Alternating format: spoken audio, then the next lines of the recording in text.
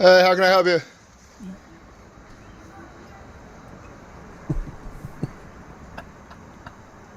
Hey there, are you Jeremy? Yeah. How are you? Who are you? Major O'Donnell with the FBI. Can you give your full name, please? Major O'Donnell with the FBI. Is that sufficient to identify as the only one O'Donnell affiliated with the FBI? Could you please state your full name, sir? Could you please stop recording? No. It's First Amendment right. Okay. What's your name, sir? Sir, could you stop recording, please? Absolutely not. You can show me your name and identification, or I'm going to go back inside my house. Okay. I love broadcast. Oh, this is going out right after you guys walk away. Yes. So you can show me your name or ID, you can walk away. We just want to talk to you. I'm not going to talk to people who claim to be federal agents unless they can show me identification. Amen. Okay, well, you see our badges. I need to see... Is your full name on that badge? No. I'd like to see something with your full name or I'm not going to talk to you. You're not to broadcast. This will be going online as soon as you walk away. All I want to do is talk to you about a post that Don't was care made. what you want to do. Wow. I want to Why? talk to you about you guys coming here. Good. Say you make a salary of, I don't know what, low 100K? You guys making six figures? Factor in 50% expenses, overhead, maybe 100% expenses.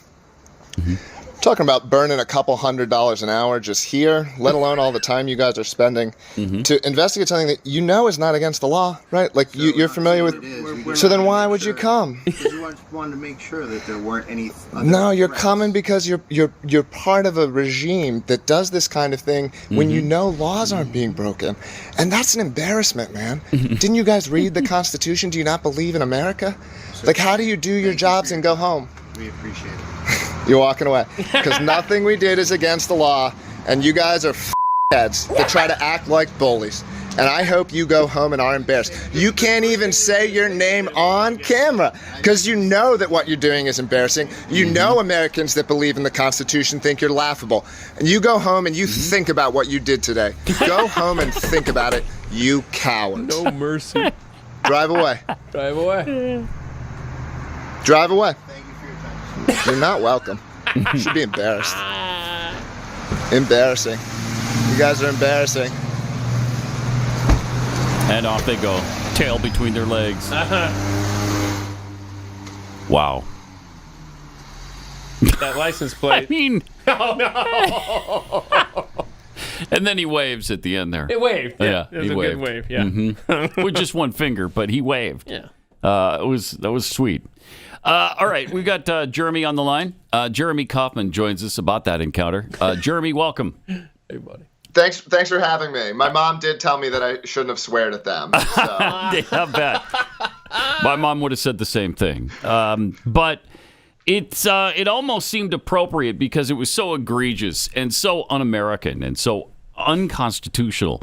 Now, one thing that struck us was that you seemed to know that they were on their way because as soon as they were coming, you knew they were FBI agents. Did they call you in advance?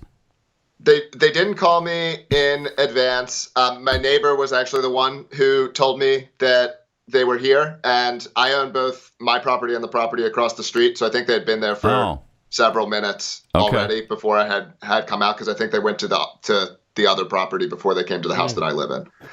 Interesting. Okay. Now, can you tell us what your initial post was? Why were they even interested in it? Well, they didn't say what post they came for, and I think it's a mistake for us to speculate because that creates the kind of chilling effect that they want, right? They want you to be worried about what you're saying online. They sure and do. I will admit, yeah, look, I get a little spicy sometimes. I will admit that. I post a lot. But I don't think I said anything that was any different than what celebrities say about Trump or what far more prominent and important people than me say about a president who's actually had, multiple attempts on his life. Right. So it's a complete. What's important to recognize in terms of this event is that this is entirely a one-sided thing, where they're going to investigate in one direction but not the other. And so it's for my friends anything, for my enemies the law. So they're going to use this as a harassment tactic.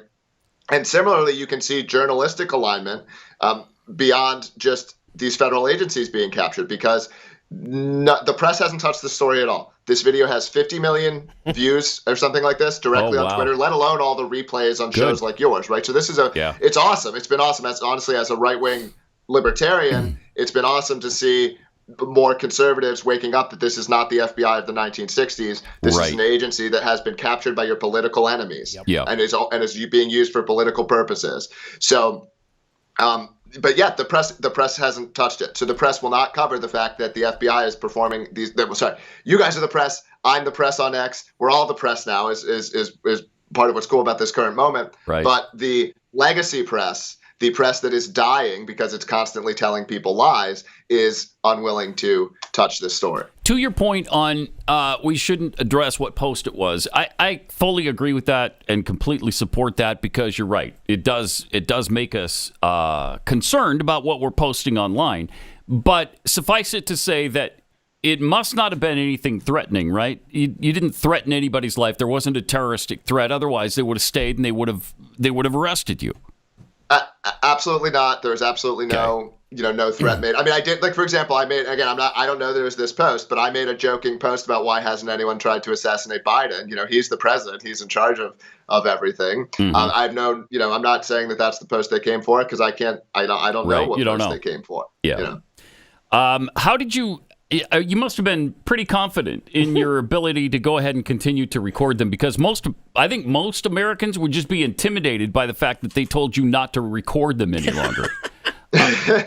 Well, I'm part of a culture here in New Hampshire. As I mentioned, I'm a right-wing libertarian, and there are thousands, tens of thousands of right-wing libertarians who have specifically relocated to New Hampshire, basically to move the state government and as many institutions as possible in our direction. And so that's related to why my neighbors text me. That's related to why I felt confident in doing this, because it's the culture of our community. There are other people in my community who have done similar acts, who record interactions, with federal agents or law enforcement officers. And so that's something that's sort of been instilled into me culturally, that when you're interacting with law enforcement, you take your camera out, you record it, and you have the right to do that regardless of what they say. New Hampshire's interesting because isn't live free or die on the license plate? Isn't that the slogan? Or did it used to be? That's right. Okay. It is the slogan, yes. And yet they seem to vote Democrat an awful lot. So that's pretty interesting. The entire state government is controlled by Republicans. So that we have a Republican governor, a Republican state house, and we have this group called the Executive Council, which is this weird additional executive branch that other states don't have, but that's also Republican. In 2020, New Hampshire voted 65% for a Republican governor while voting barely for Biden. So there is a. Wow. So it's getting closer. So there's an unfortunate dislike of Trump here specifically among some New Hampshire Republicans. I don't share that dislike. I will be voting straight Republican basically in November, including for Trump. And I think all libertarians should be supporting Trump in this election. But and we also have a great congressional candidate, Lily Tang Williams. I don't know if she's ever been on your show, but she's an amazing woman, and she has a chance to be our first to add a Republican to Congress this year. In one of our congressional districts. Oh, very cool. Jeremy, this is Keith Malinak. I think you're probably referring to the Free State Project, which, by the way, I voted for Idaho all those years ago. So I came in second place with what I was going for. But I'm just curious, what day do you remember the date that these FBI agents showed up at your place? Yes, it was a week ago today, so it was the 16th, and they showed up between 3 and 4 p.m. Eastern time on the 16th. So a week ago, you post this awesome video. Have you heard from the federal government since then? No. Wow, not a peep? That's amazing. Nothing. That is really something. I mean, that's a master course. I mean, tell me, it was. You certainly had to have practiced that for waiting for this moment, right? Or have there been other instances where you've had to deal with the feds?